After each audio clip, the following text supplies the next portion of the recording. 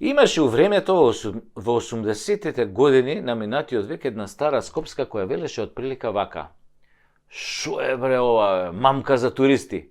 Овој израз се однесуваше на преварантскиот менталитет на нашиот народ да направи гешефта со некој рекламен слоган, слика, излог, попуст и после да ти го начука со тоа што треба да го добиеш за своите пари.